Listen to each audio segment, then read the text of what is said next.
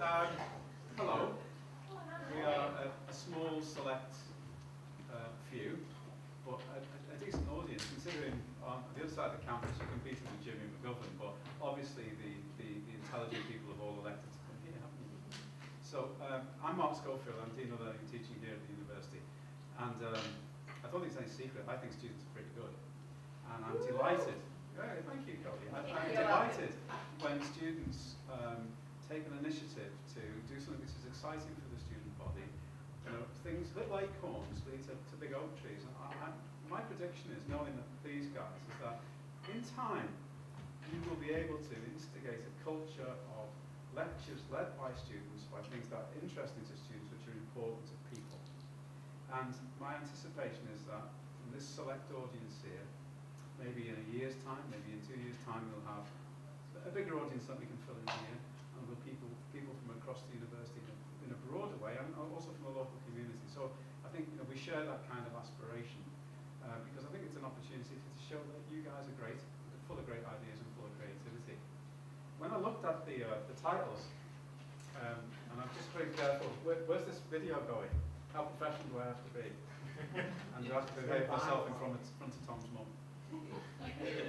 I looked at Life's a Drag, and I thought to myself, well, people's sexuality and the representations are really important.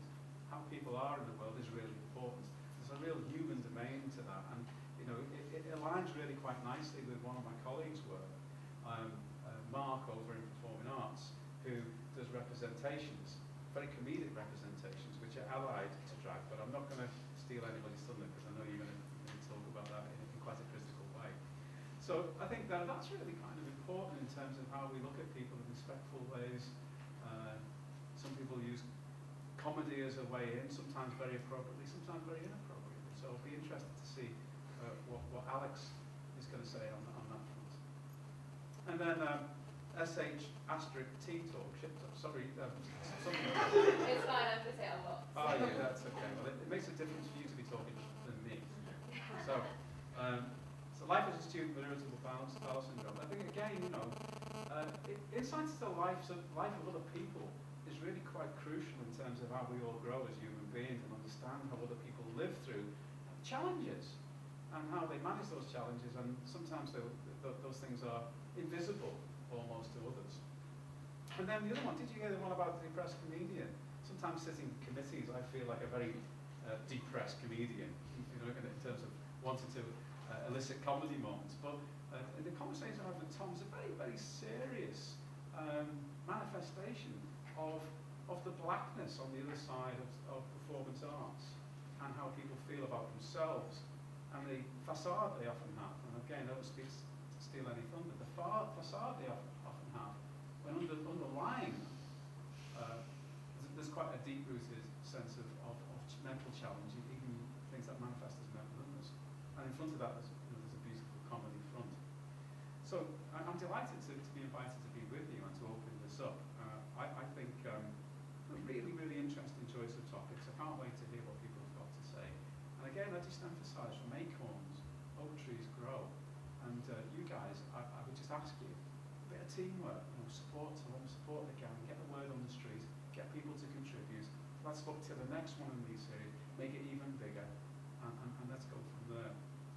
But I'll just finish. I think students are really great, and I think you are the lifeblood of the university. Some of you, I don't know, some of you may be from outside the university, but I'm speaking mainly to my colleagues from the Students' Union and people I know on programs here, etc. But let's keep it that way. Let's keep it vibrant. Let's keep it a good place to be, and let's keep talking about important things. And I'll shut up now because I'm in danger of being boring and repetitive. So, who am I handing over to? Alex, do you want to introduce yourself and have fun?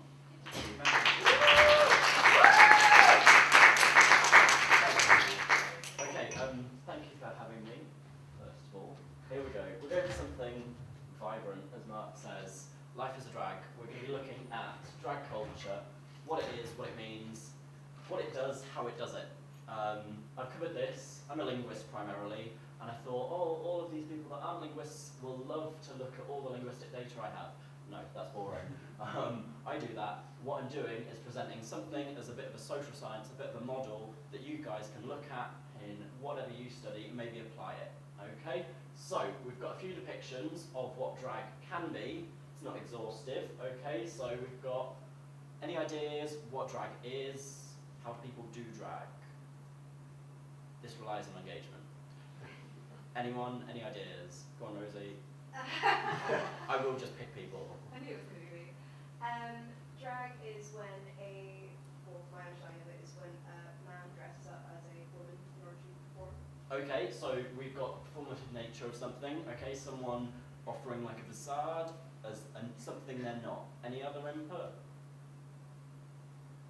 Go on, Kaylee. Most people say people dress as a woman. Okay, so we're starting to see lots of people are more familiar with the female impersonation side of drag, which we've got covered up here. We've got comedy dames, which is probably one of the older sides of drag, theatrical, more performance-based. But we've also got the dual sort of identity side of it. We've got drag kings. Drag kings are little heard of, but they're generally women, trans people, people that aren't men, that exaggerate masculine features in order to perform as masculine people. Then we have, down here at the bottom, a bit more of something I'm going to touch on later, which is 1990s black drag culture in New York, which is brilliant because it's looking much more at the social status of people and their class, rather than the gender and sexuality that we tend to see throughout drag in general. Okay, so drag is a subculture. It's not normative. It's something that people do that is different to widestream culture. So we've got subculture is an aggregate of persons. It's a community, lots of people gathering together. They've got common understandings, common sentiments, and common loyalties, so they have similar experiences. Then subcultures express forbidden contents in forbidden forms. So drag takes things that traditionally men are not allowed ownership of and equips them to say things about society. Here we go. So we're going to be looking at 1990s drag culture as that aggregate of people, and we're going to be looking at their common understandings of gender, sexuality, and race, so their position in society, and how they intersect and form a coherent identity. If anyone doesn't understand words, wave at me, because I'll go on for days like this, and I don't know how much of this is accessible to people that aren't social scientists. Drag culture utilises forbidden commodities, so women's clothes, dresses, on men to change the cultural goals that are set. So here we go, quick excerpt of what drag culture means to this specific community. It's a fantasy. It's their way of performing as superstars, being famous, being like awesome centers of attention, even though they can't eat. Okay, so here we go. We've got a hilarious little video just contextualizing what drag is. Town and country, exclusively done. Get into their suits. I said, the well-dressed men of the 80s, get into the suits and get into the pumps. In real life, you can't get a job as an executive unless you have the educational background and the opportunity. Now, the fact that you are not an executive is merely because of the social standing of life. That is just pure thing. Black people have a hard time getting anywhere. And those that do are usually straight. In a ballroom, you can be anything you want. You're not really an executive, but you're looking like an executive. And therefore, you're showing the straight world that I can be an executive. If I had the opportunity, I could be one, because I can look like one. And that is like a fulfillment. Your peers, your friends are telling you, oh, you make a wonderful executive. Is this a businessman of the 80s or what?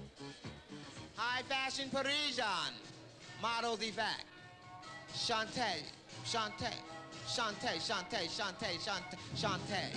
Model, thin, streamline, trim, model. The category is... Okay, so that briefly gives you a bit of an insight about what we're talking about. You'll see and notice that not everything there was about gender as modern drag, or as we know drag, sort of does drag. It was about being an executive, being someone that as a black person you couldn't access in sort of New York at that time, okay, because social stigma, all sorts of different oppressive structures. So, quick look at how different ways are drag being performed. So we've got a couple of ideas, but again we're going to go through examples and input. Anyone going to stick their hand up and volunteer for that one? Thomas, come on. Okay, how is drag performed? What tools do people equip? Women's clothes. Women's clothes. Okay, so clothing. Well, when I do it, it's makeup. Makeup. Okay, so we're looking at sort of commodities, luxuries, items that people can use to perform an identity. By wearing certain clothes, obviously there's meaning attached to everything in our society. Makeup sort of is generally seen as a feminine thing. So to perform femininity, you wear makeup, you wear tights, you wear high heels. Just because you're a woman doesn't mean you wear those things and sort of index that meaning that society attributes to things. Okay, we have language as well, which is primarily what I'm interested in as a linguist, obviously. So the way that people talk, they'll change how they construct a linguistic identity when they're performing a different one. And we've got body language and the way people move, which was quite obvious in that little clip, sort of people sort of moving quite stiffly, quite sort of well structured in their performance of an executive, and then with when they were being queens, hands on hips, lots of sass, and swagger, okay? So, here we go. We're looking at communication, which is the meaning attached to what people are doing, and changing that meaning. So, black gay men cannot be an executive in their existence.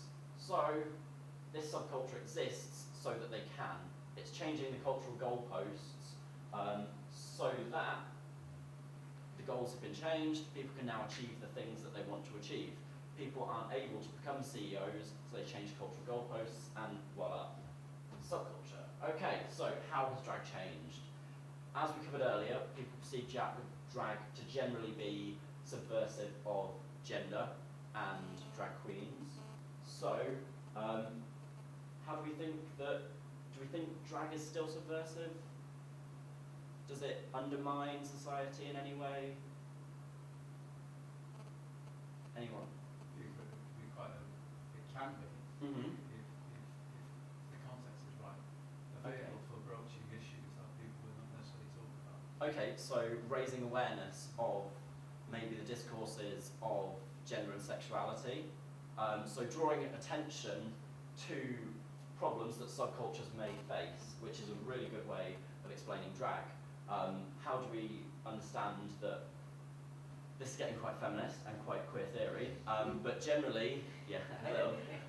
Generally, there are certain flaws attributed to the way in which we construct gender as a society. So, drag, by using exemplification of the ultra-feminine way that women are expected to dress, which is completely unsustainable, shows how crap that system is, okay? Because people that are supposed to be men can throw on all of these items that make a woman and perform as women when society says that they cannot be women. It's great. Okay, so, contemporary drag. Anyone heard of RuPaul's Drag Race? Yes. I love it, it's great fun. So, that's generally how drag is seen today. We've got all of the queens on this side, obviously ultra-feminine, as I said. They've got chest plates on, they're doing all sorts. They've got padding to change their figure, all sorts of different things. And what we've got here is a quote from one of the theorists on how drag queens create identity, a polyphonous and often ambiguous perform identity. So they're not performing as the reality of women, they're performing as drag queens, which is something completely different. They're acknowledging that they're men, performing as women and making something completely different from men and women. which is really awesome, and in the few clips I'm going to show you next, should just highlight that. This first one is going to show you how drag culture indexes and draws upon cultural meaning from all sorts of things. This is an American Apparel advert. I like it when you don't touch my hair.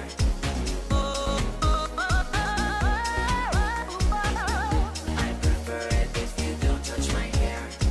Chapstick and mascara. Dawson's 50 load weekend. Anus. Laser hair removal. Willem? Perhaps? We know it when you're creeping. Your melody is there. So please feel free to like us. And buy this house we wear. These t-shirts. Oh my gosh, I'm on that t-shirt. They're good shirts. Pack sweat. They're good shirts. This merchandise is for sale.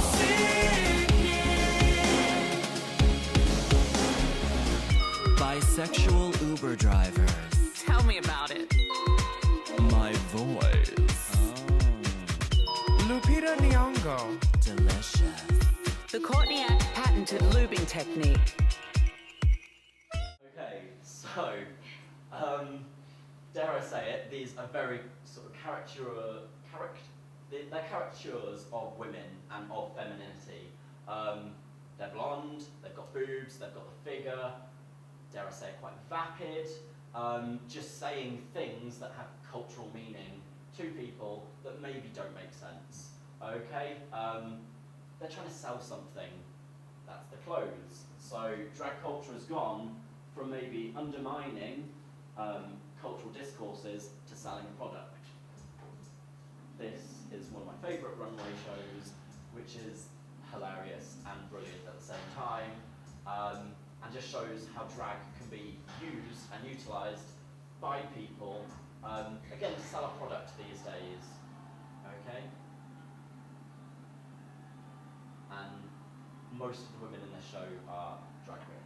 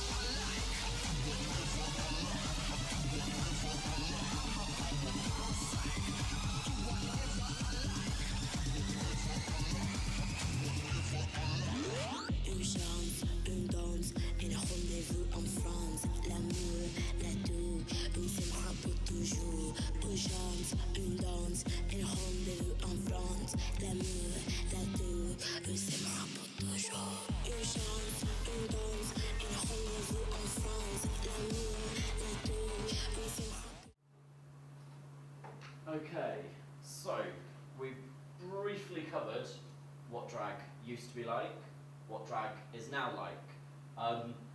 Is it still subversive? Probably. We've identified gender and sexuality as two definite ways that are being exposed and examined through drag, which is awesome. Does drag still sort of undermine, subvert, discuss race and class? There's no such thing as a right answer. No? What's the general consensus? Thumbs up for yes, thumbs down for no. If you're not sure. Not sure, not sure. It was different, okay. Okay, so what are the differences? I think it's interesting that American Apparel, a company who, if you research them, are so into very specific people buying their clothes. Like if you research, there was a really interesting article written by someone who worked there for a few hours, and it was basically like, if a black or an ugly person comes into the shop, if it's a black person, they're probably stealing. If it's an ugly person, don't sell them the clothes. And so someone who, like a company who is so, I'm trying to think of the word, but they're so like into their appearances, it's interesting that they've taken drag, which is something that in a lot of society is kind of negative, as like a, do you know what I mean? Yeah. Does that make sense? They've got like an elitist attitude about how they want their product seen. Yeah. Even the drag queens are like, like the incredible, you know, Yeah. they're not kind of, you know, do you know what I mean? They're like the best they could possibly be. And Yeah. Well, just an interesting point for that. Then the drag queens there normally do their own makeup, all of that, because drag is a performance that someone does themselves. They were told that they would have one of the world's best makeup artists do their makeup for that. So it was very restricted in how they were performing. As we discussed earlier, makeup and clothes are two big ways in which drag queens sort of perform an identity. And in that advert, both of those were taken away from the drag queens. They were just relying on their language, which again was probably scripted, and their body language, which again was probably directed. So drag has sort of been narrowed, and the ways in which people can perform an identity through drag have been restricted, okay? So let's talk about race and class. As we saw with Paris is Burning, then drag was much broader. People were discussing race, sort of black people can't be executives. Through drag they can be. Less so modern day, it's very much, you can't be a woman, but, well, you can be a drag queen. Is that a compromise? Is that a whole new area? Don't know, it's a difficult question to ask. Did we see any black queens in the last two clips? No, not really. Black representation in drag has shot down. It's really insignificant, which is frustrating because sort of only black people will be able to negotiate the oppression of black people in our society. White people can't really do that because they don't experience it. Class, was there anything that was discursive of class in the last two clips? No, they're all wearing fashion designed clothes that were put on them, trying to sell a product. Okay, so we can widely accept that drag has been used as a tool of companies now to sell a product rather than a tool of individuals and communities to basically navigate their existence and make sense of the social boundaries put on them, which is really quite scary. If a tool used by a subculture, by a minority, that is something that they use in their liberation is co-opted by big multinational companies to sell a product, what does it mean anymore? Okay, it still may sort of question the essentialism, sort of the nature of sex, that everybody is born male and female and you can't blur those lines. It throws that out the window. But there are a whole wider range of issues that were being addressed by drag that maybe aren't being anymore as it's seen. They might be on the micro level, but broadly, probably not. Which is sad. I think it's sad. Okay, there we go. Any questions or anything? Those are references in case you fancy looking anything up.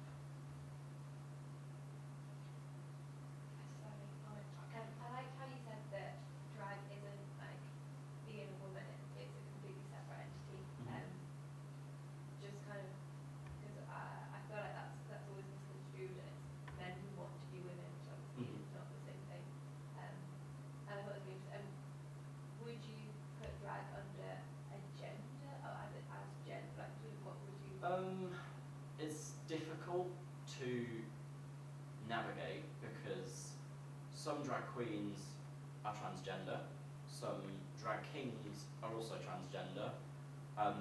There isn't one gender that does drag.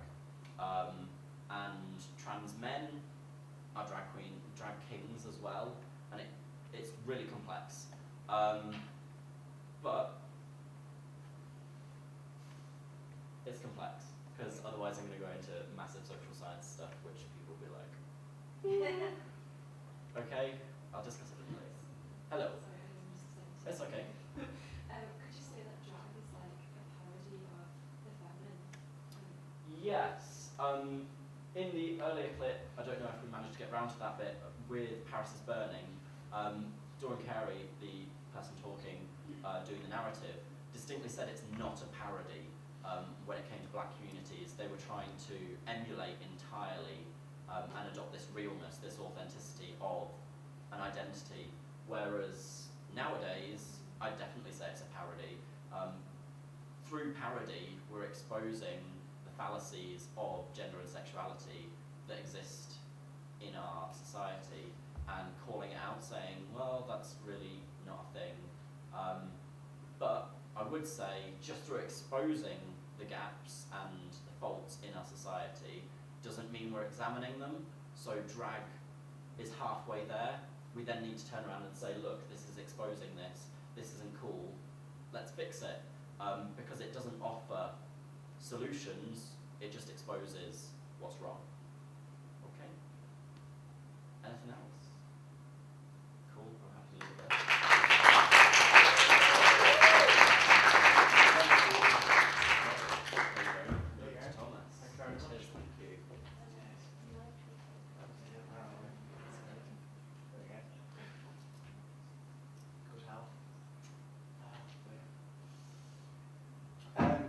So, hello everyone.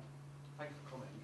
I'm really nervous as well because one of my favourite public speakers is just sat looking at the back, quiet. It's like amazing. So I'm going to talk to you about something particularly upbeat. I'm going to be talking to you about comedians. By way of hands, because I like to survey my gags before I go into them. Who is aware of Dapper Laughs? So I was going to talk about Dapper Laughs tonight, but I'm not because he isn't a comedian. He's a dickhead. But thank you. It's all down from here. So I'm Thomas. If you don't know me, I'm Thomas Hurdsfield. I graduated in Health and Social Wellbeing, and I was in fact a master's student for 40 minutes, which is a record of sorts, really. My disappointed mother is over there. So for the next 20 minutes, I'm going to be talking to you about, although maybe it seem a lot longer really, I'm going to be talking to you about, dare I say, lecturing to you about mental health and stand-up comedians. It's probably important to know, it's not really a lecture about mental health, it's more sort of about collective and how mental health affects them. Mental health problems, mental illness, they're all really different concepts, but do inherently overlap, possibly as stages in a process, which is the way I see it. But for the sake of this, it was going to be a sort of verbal deliverance of my undergraduate dissertation, but that would be far too self-indulgent. So we're going to use mental health as the general sort of overarching term for this, basically. I hasten to add at this point, I'm not an expert, I don't claim to be.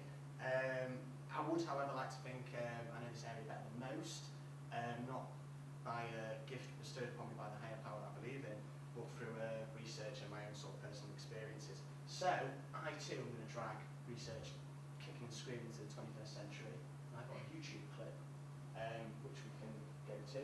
And this is sort of just going to demonstrate some of the ideas that I'm going to be talking about. It's probably going to demonstrate them a lot better than I probably ever could. So you can play this. And is the volume on? Where is the volume? Oh dear.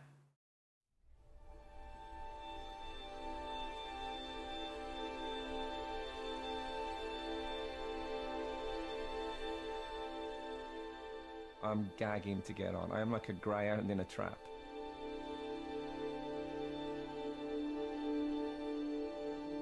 It actually is like being able to fly. It's such an opportunity, stand up, to tell the truth. It's a place where you can say whatever you want.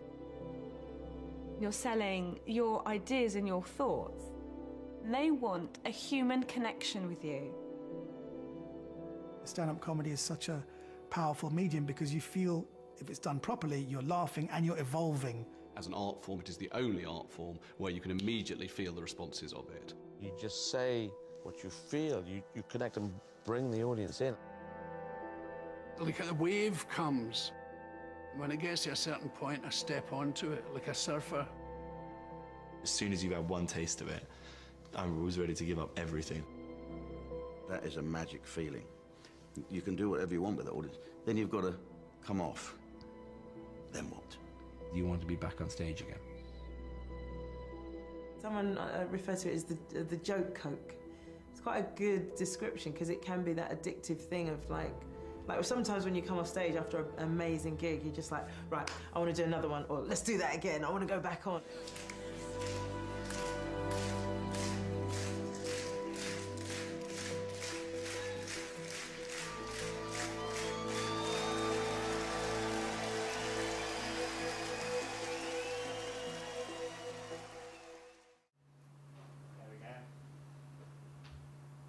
So, hopefully that was mildly entertaining for you.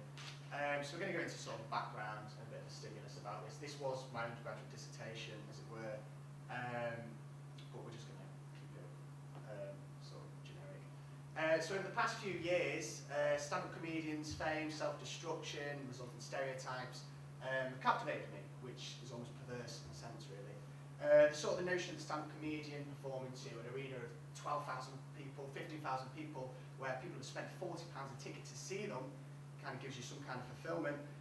These people will stand up, they'll laugh, they'll cheer to the point they ovate and applaud you, and then you've got to walk off stage to an empty dressing room and sort of try and adjust to reality, which I think is quite fascinating. In terms of the scope of previous research, it sort of lent itself to investigating the personalities of stand-up comedians, potential between creativity and madness, which is a different debate entirely, and the similarities between performers and those with personality disorders.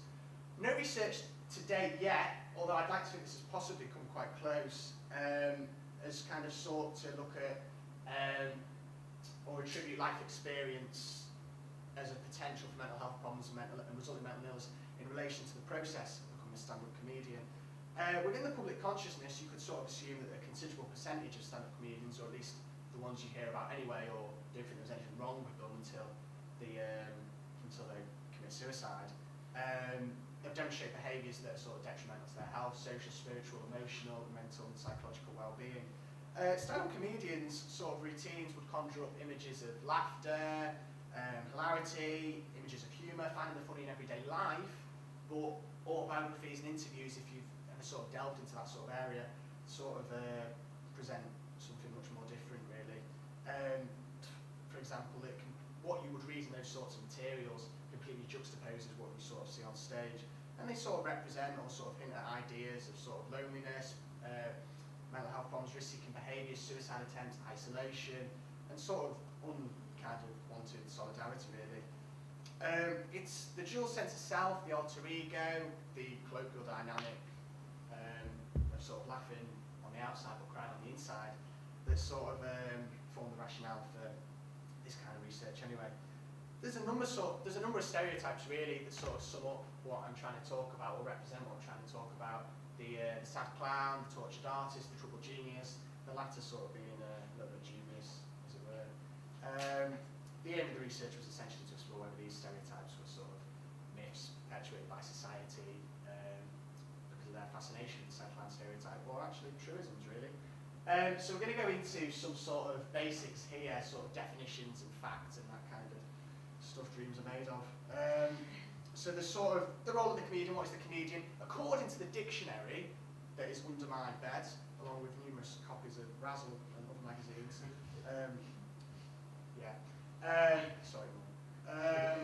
It's a comedian is a stage or television entertainer whose act is designed to make the audience laugh.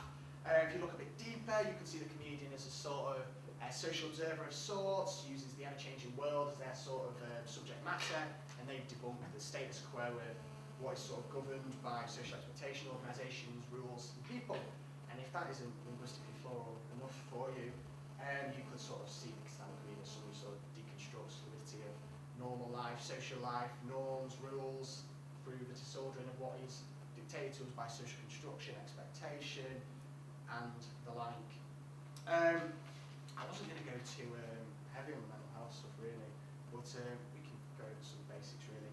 Mental health, which is probably contradicting myself here, sort of throwing it around as a general term. It's essentially a positive concept. If your health is a positive concept. Mental health, if you're mentally healthy, that sort of represents your ability to function on a day-to-day basis. You can fulfill your complete potential in whatever sense of the word. You've got capacity to cope with the stress of everyday life. So if you're sort of on a sort of plain sailing, if you're mentally healthy and you have your mental health, you're sort of going along like this, bumps, but you can still at the same level, a happy medium.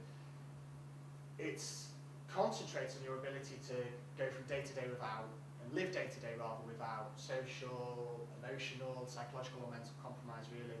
It's holistic notion. There's all kinds of factors that have a play in how mentally healthy you are.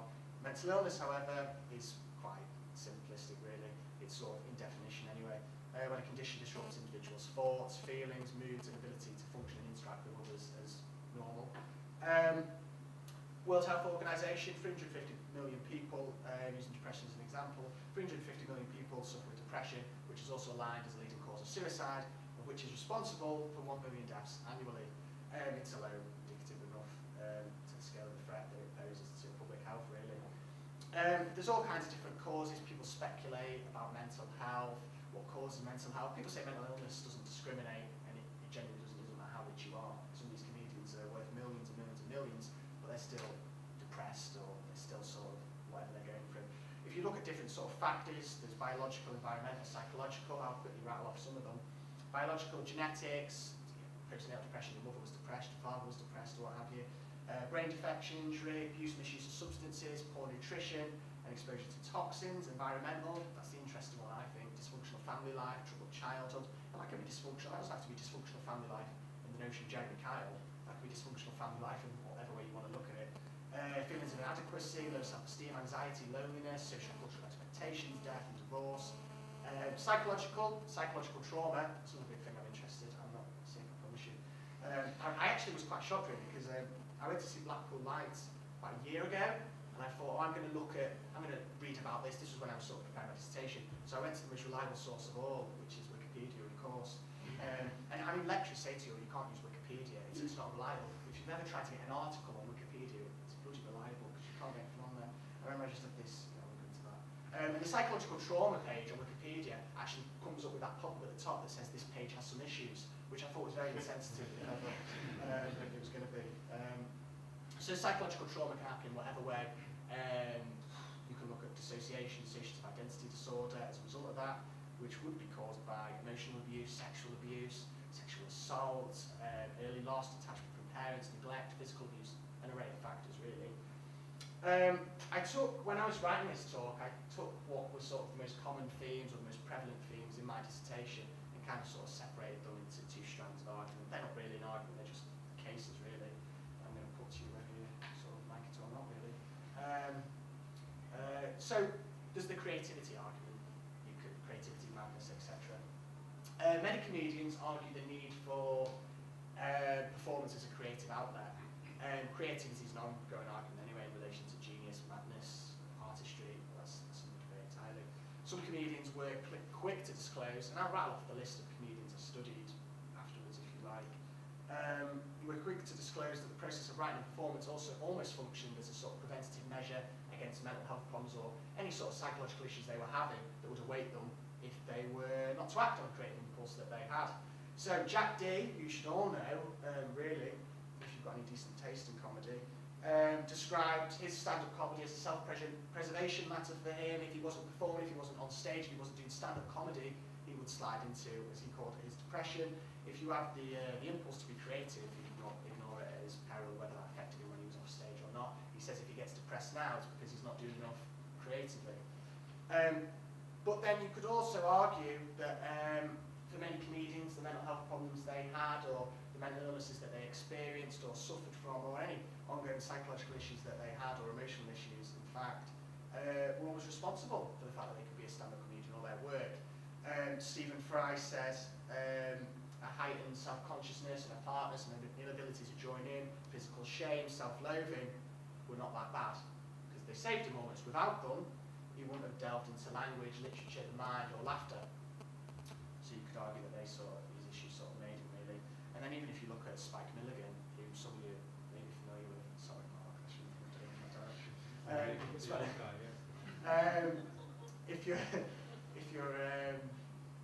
If you're familiar with Spike Milligan, he had manic depression before it sort of became popularised as bipolar disorder. He argued that his manic depression played a vital role in his ability rather to write comedy. He could detach himself when he was in a manic state or having a manic episode. He could detach himself from reality, mainstream. He could observe things from a different perspective and thus pen surreal, absurdist comedy nobody could have ever imagined dreaming up. So you could see that mental health problems or mental illnesses were a major driver in creative processes. It's been previously understood that cognitive processes which allow for the production of humour are really similar to those seen in people with schizophrenia or who are, I don't know, quite used to episodes of psychosis really, whether that's stimulant induced or otherwise. So that's in relation to the attribute of over-inclusive thinking. So that's something a lot of comedians have. If you watch an episode of 8 out of 10 Cats, or I don't know, what's the other one? Have I Got News for You? Paul Merton, Sean Locke, they're just boom, boom, boom, just writing off ideas. But it's all, you could argue that those shows are scripted, but they're clearly having some kind of whatever is going on. So over-inclusive thinking, that is where you can sort of freely associate. So as a comedian, if you're experiencing over-inclusive thinking, you can freely associate from things that would seem mundane. You could turn that chair into sort of hilarity. I say chair, it might be a member of the audience who's come in fancy dress as an empty chair. If you think about that, that is actually quite funny.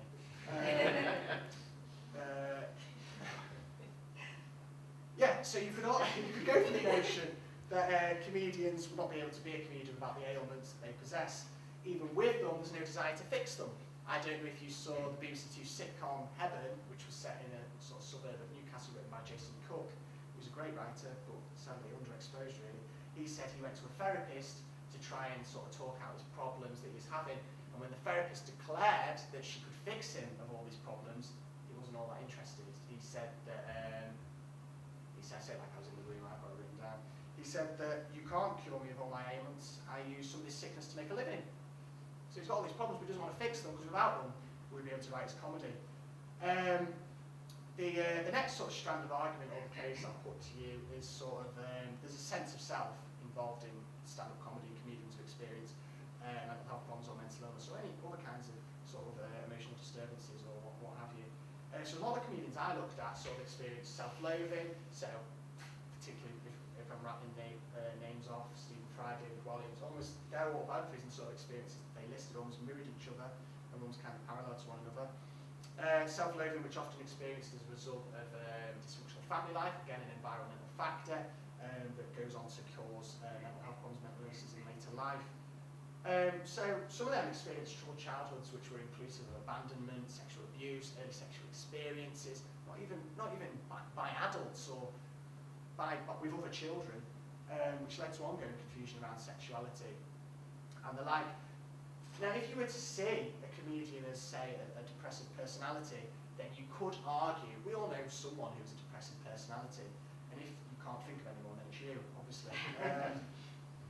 We all know someone who's a depressive personality. Depressive personalities naturally have a desire or an excessive dependency upon others to provide them with their self-esteem, and a need for continuous attention and love to relieve their own feelings of worthlessness and self-loathing. You can infer like sort of whatever way you like, really. But if you look at the feelings that comedians disclosed or what I read about them, you can see that comedians almost have an underlying reliance on an audience to provide them with their own sense of worthiness, their own feelings of love, attained feelings of worth, fulfillment, feelings that possibly could have been absent in childhood, potentially in childhood, or absent previously. So with sense of self, I'm going to go over escapism, coping strategies, defence mechanisms, and sort of self-therapy. If you look at stand-up comedy or performance stand-up comedy as a coping strategy, and then if you look at sort of attribution theory, which you're more than welcome to, attribution theory essentially does what it says on the tin. It attributes behaviours or sort of patterns of behaviour back to events in your childhood or back to events, experiences, or particular trauma you've experienced. It doesn't matter at whatever age. So you could sort of say that comedians' experiences that they've had in previous times would go on to explain why they became a comedian.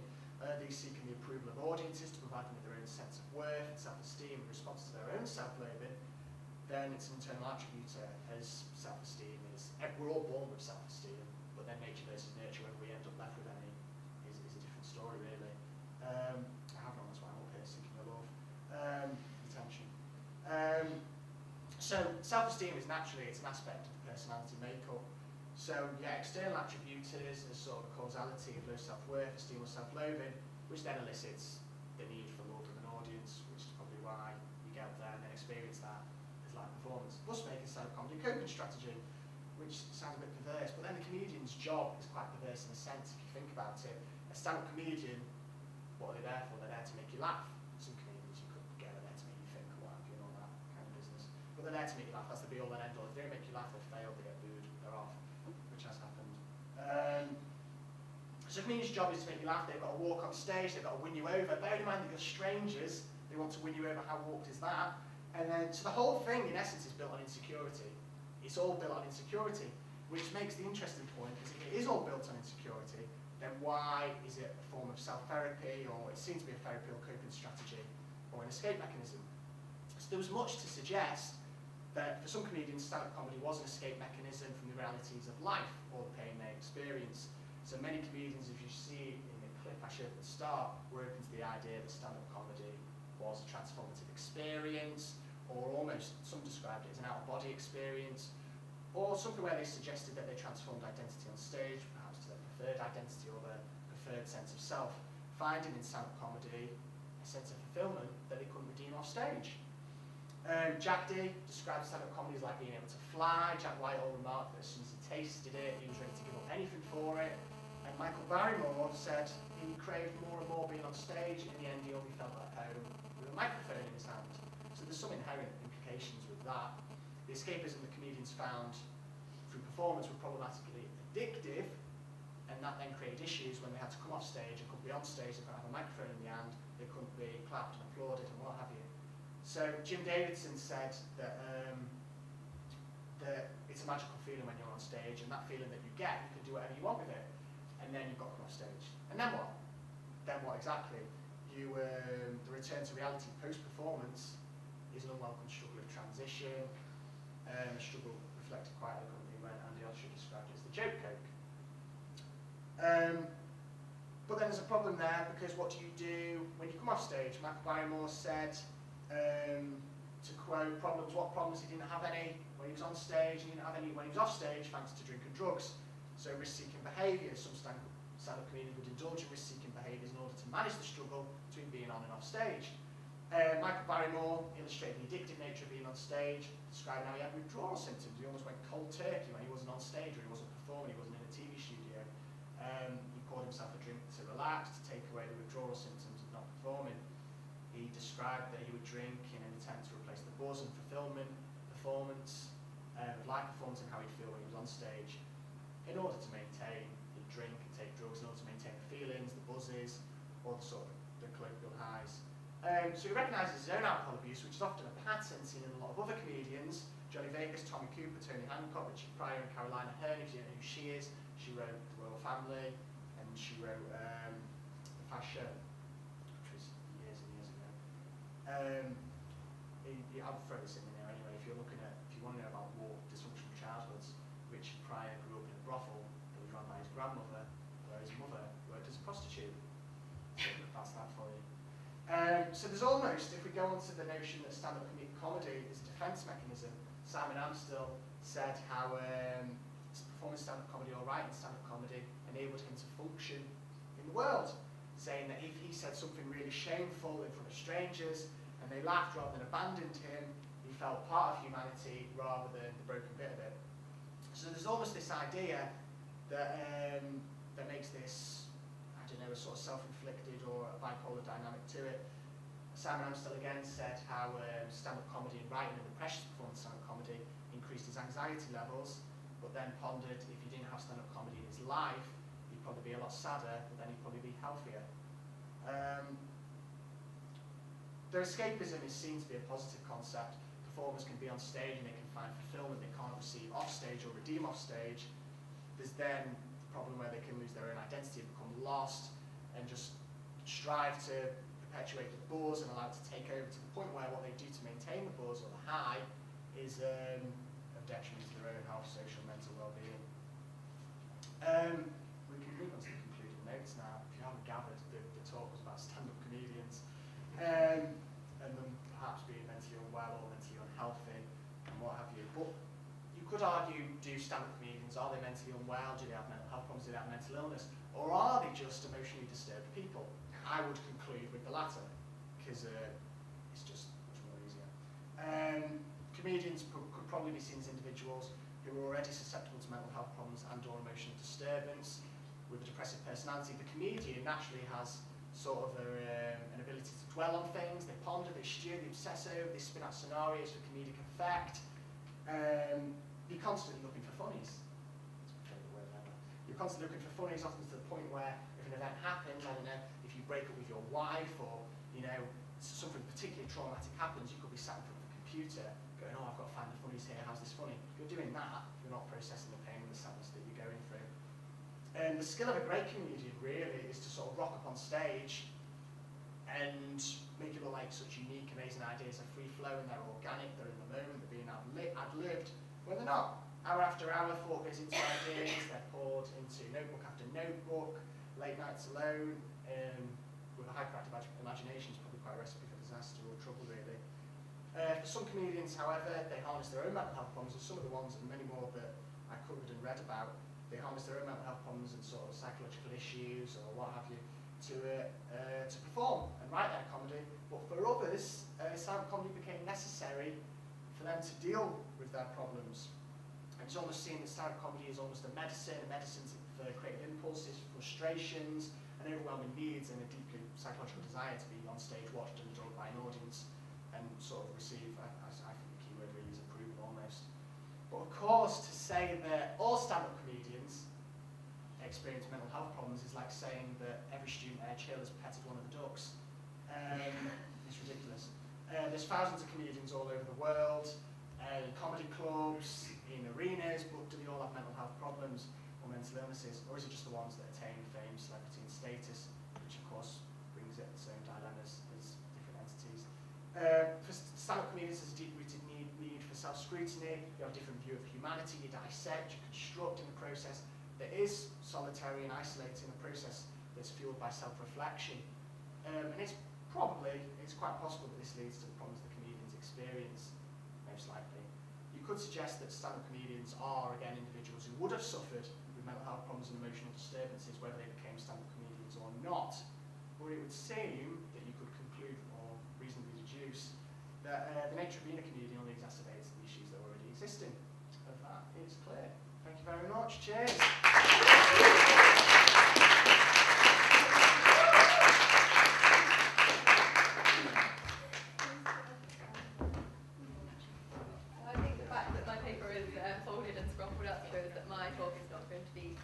Anything like those two, and I'm not really sure how I'm going to follow it.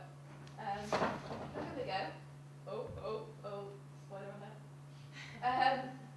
Okay, ladies, gentlemen, esteemed colleagues, and cherished friends, and people I don't really know here. My name is Codie. I just graduated with a first-class degree in journalism, drama, and design. I enjoy wine, books, short walks to McDonald's. I class myself as an introvert, a feminist, and I poo. Yep, I poo. I excrete, I dump, I shit. And I'm standing here today to tell you that I am proud. My poo is not graceful. It is not discreetly removed from my arse by fairies as I sleep. And it does not smell of roses. This is entirely normal. Why is it then, when I tell people, not just strangers on the street, can I see people physically cringing away from the conversation? As a society, we are programmed to never speak of what comes out of colons on a daily basis. This is not only disheartening for an oversharer such as myself, but also dangerous. Let me start at the beginning. I have always pooed several times a day. Several times a day. Pretty much every time you see me pop to the toilet, I'm having at least a little poo.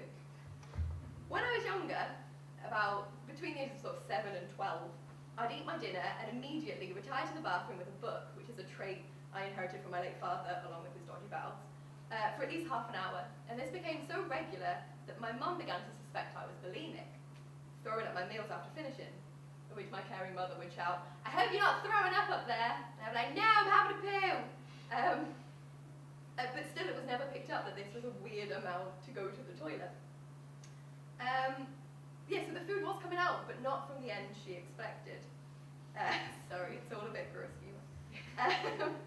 Sometimes a poo would hurt my bum so much that I would have to walk around for a few minutes before sitting down. But I didn't realise that this was not normal pooing behaviour, as I'm sure some of you are sat there thinking that's not the way poo should work. I didn't know what normal meant because we didn't discuss it. It wasn't something that was ever really discussed. In fact, it wasn't until August 2013 that I realised something was wrong. I was at Leeds Festival, just me.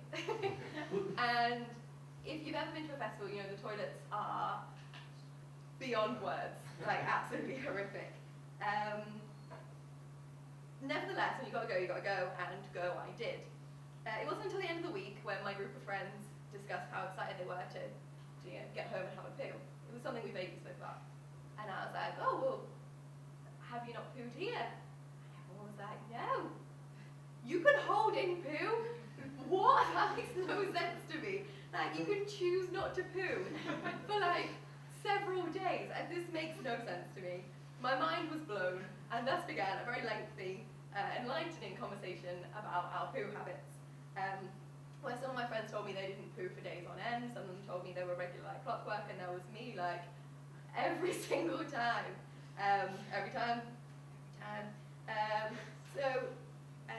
Yeah, so it was really interesting to me to find as well that these people pooed easily. Like, sometimes when I poo, it brings me to tears, it's that painful. But that's not a thing normal people go through, and that's really bizarre to me. Nice for you, bizarre to me.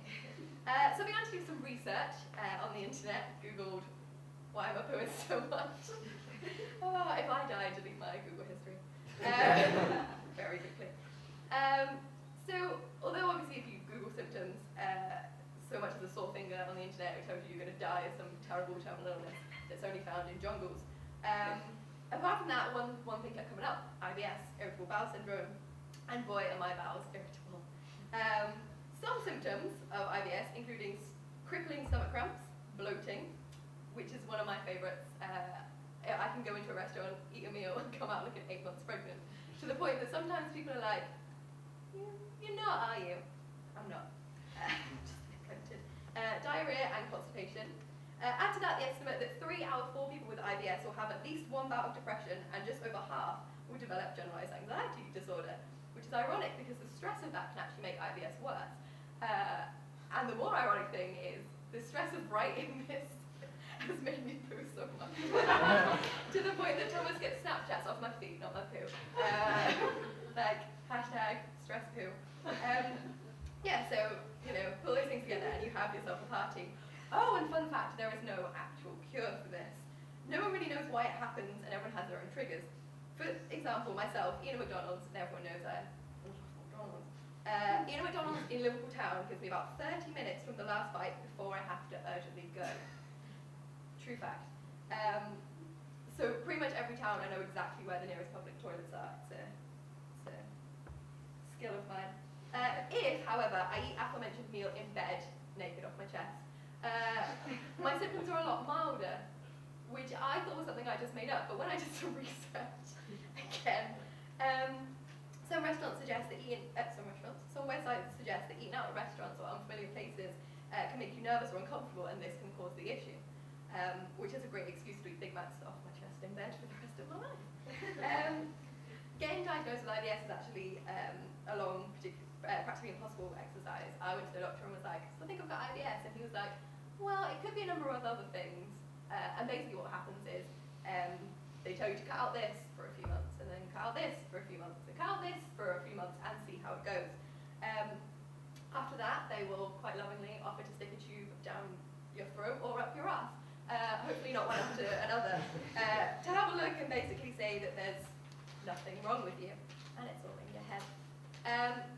So don't get me wrong, as crappy as this sounds, it's, thank you, it's by no means the worst illness that can affect what comes out of your diarrhea. Crohn's disease and ulcerative colitis are similar to IBS, but actually a lot worse. In addition to all the nasty symptoms that come along with an irritable bowel, Crohn's and UC also include tiredness, loss of appetite, weight loss, abscesses, fistulas, Google it if you want to know what that is, say search off, swollen joints, mouth ulcers, and eye problems. It is completely grim, and yet another illness. One of my favourite things is that it's called an irritable bowel. So in my head I've got this really like grumpy bowel. He's smoking a cigar, he's got a New York accent, and he's just generally pissed off at life, and apparently me. So why am I stood here? This is the question I'm asking myself. Why am I stood here in front of all of you talking about what comes out of my bum? The fact is there is a number of illnesses and disease that list change in stools as a symptom. And I'm going to let the guys from Scrubs explain this better than I can.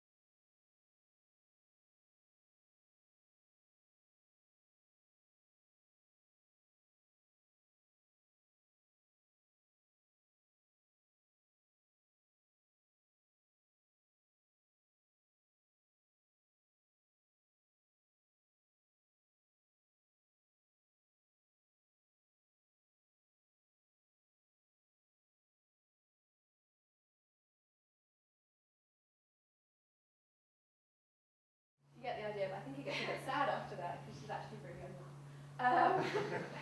Sorry. So when it comes to breast cancer or checking your balls, we have it repeatedly drilled into us what to look for, what they should feel like. Even as an SU, we're running a Copperfield campaign. We're telling you that you need to feel these parts of your body and know what normal feels like. When it comes to your excrement, however, no one ever tells you what it's supposed to look or feel like. And by that I mean the act of doing, not actually feel like.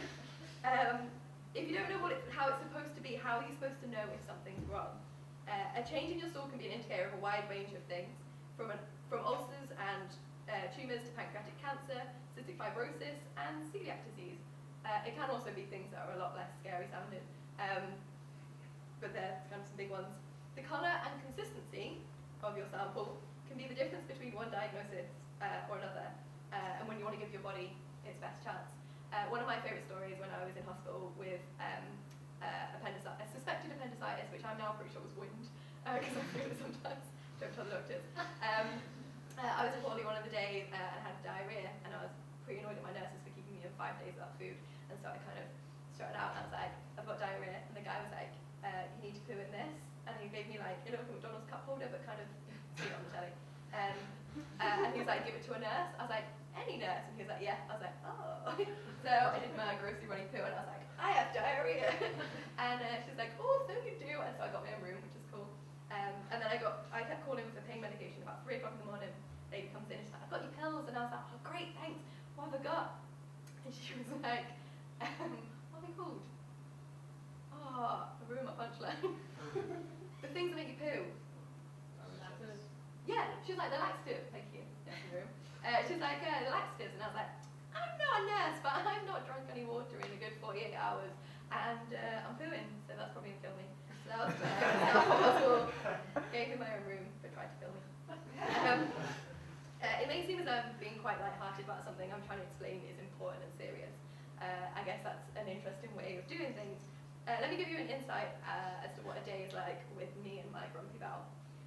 Wake up, desperately needing a poo. I have a poo whilst the shower's warming up, and I catch up on notifications. Like, so if I've emailed you back in the past few years, I've been pooing. With the amount of time I spend pooing every day, if I didn't do productive things, it would be a massive waste of my day. I cannot just poo. It's a luxury of time I don't have. You'll be pleased to know I haven't been knitting my scarf whilst I've been pooing. I feel like that's a bit unhygienic. If I'm feeling particularly anxious, like I was for this talk, I'll go when I get into work. I work in the Students' Union, so it's upstairs. It's not an easy process. Those toilets used to be my personal pooing toilets. And now there's a sign downstairs being like, hey, there's toilets upstairs. So there's always someone in there. This is going to be so awkward if I go into the toilet with any of you tomorrow. Not with you, at the same time with you. So I have to wait until I haven't seen someone walk into the toilets for a while. If I get there and the stalls are empty, success, I can have my poo in peace. If there's someone around, things get a little more complex. If they're already in the stall and don't know who I am or that I'm there, I'll try and sneakily get in, quietly poo, and wait until they leave. Interestingly, if you end up in a poo stalemate, so that person's waiting for you to leave so they can poo, and you're waiting for them to leave so you can poo, you're both awkwardly waiting for a while, and in the end you both just have to let it go, and there's a kind of friendship made. Otherwise, if I know that this poo is going to be quiet, and I know that I can do it pretty quickly, I wait till the person flushes the chain, and then I poo really fast.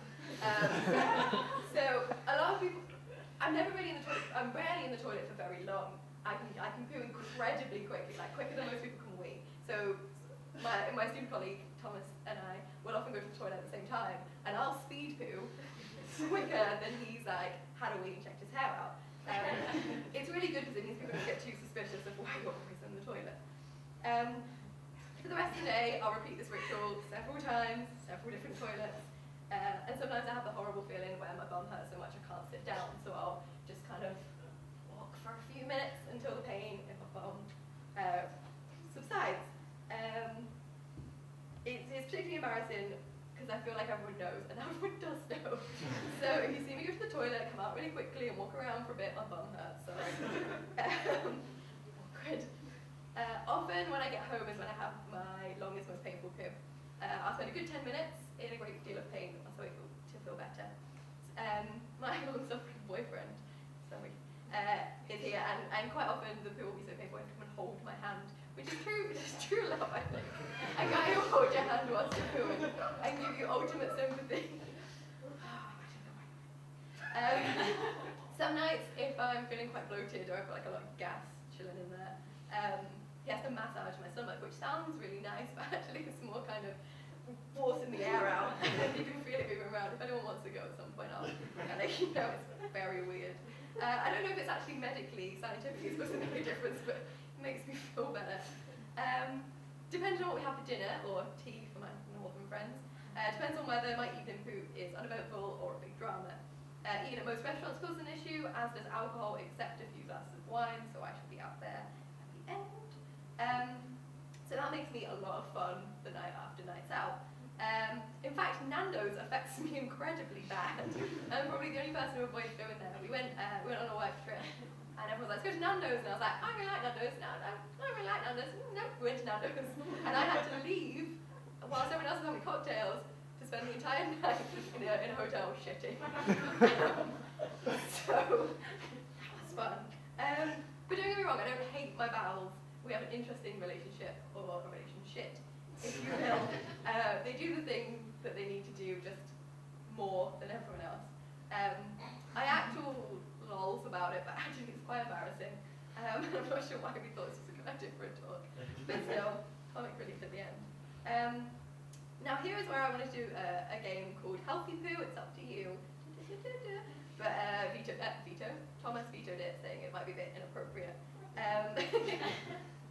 As crude as you may feel this whole talk is, there is a reason. If I went on and on about the medical science and the people and this and that, and I handed out some flyers at the end to tell you to check your poo, you wouldn't care. I'm hoping now, every time you go to the toilet, you think of me. And if you want to tweet me to tell me that, or private message me, then that would make me really happy. And so I want to try something right here. Everyone looks terrified. I want you to, has anyone seen Rent? Rent the musical, where she's like, moo with me, right? You see where this is going? I want you to shout that you poo. So I'll start. I poo! Someone else, come on. I poo! I poo. I poo! I poo. Together, everybody. I poo! Yes. If some of you aren't pooing, then we've got a big one. One last time, just for me, everyone just shout that you poo. You're fully rated. 1, 2, 3. I poo! Thanks very much.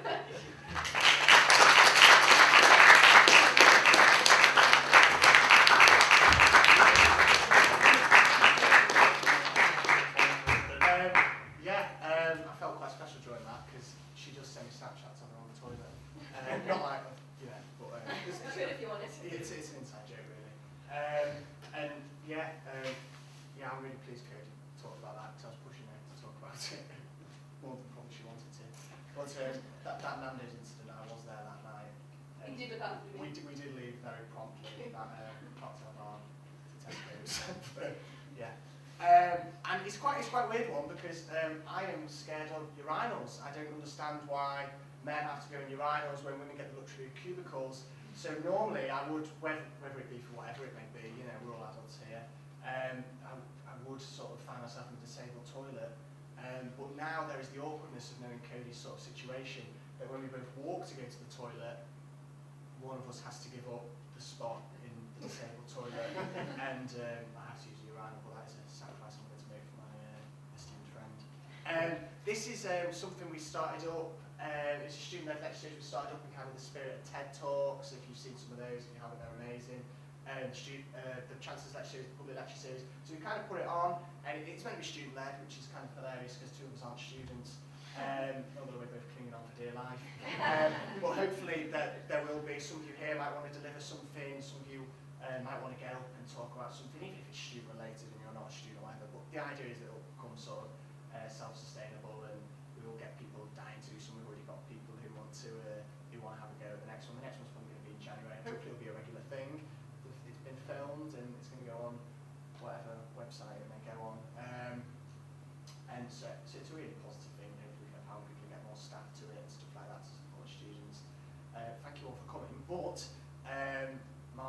Professor Mark Schofield is going to just sum up and provide some insight into sort of his own ideas and which are ideas of gold dust, aren't they, Mark? So yeah, so there you go. And then there's wine afterwards. But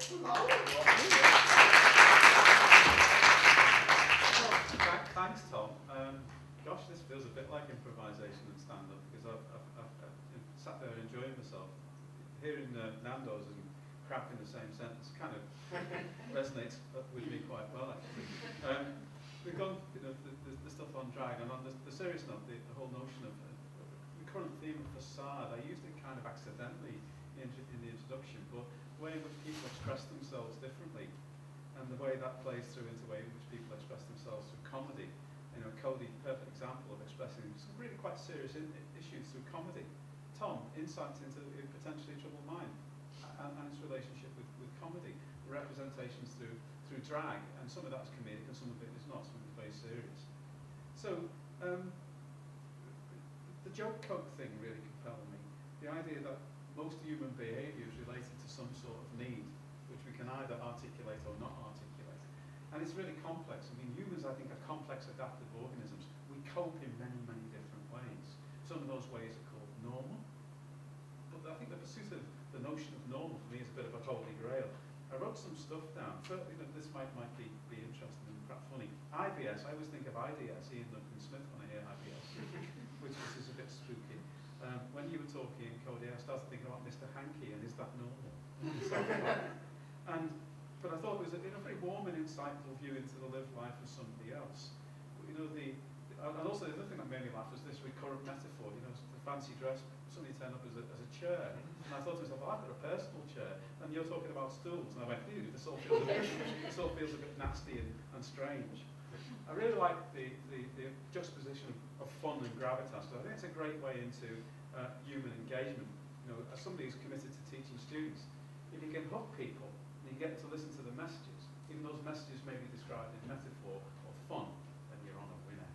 You're on a winner, because you can actually then move into complex issues, evoke affection, you can evoke feelings, you can evoke sympathy, you can evoke notions of insights into the human condition, which are harder to get into simply by blah, blah, blah, guy in a suit, blah, blah, blah.